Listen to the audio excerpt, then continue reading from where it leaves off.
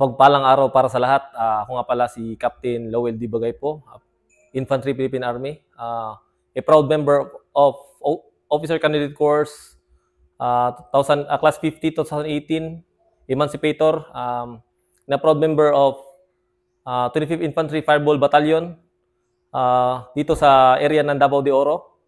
I was a nurse by profession and later on become a soldier. Dahil na rin siguro sa impluwensya ng aking tatay at later on pumasok ako sa pagsisilbi sa bayan.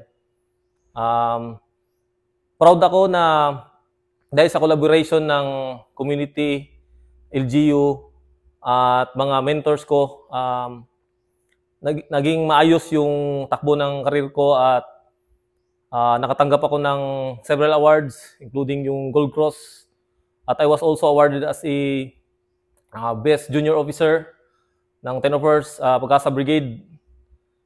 At shoutout ako sa mga mista ko na mga scorer din sa kanya-kanya nilang mga batalyon. Shoutout ako sa OCC Class 50 Emancipator. Magandang araw sa lahat.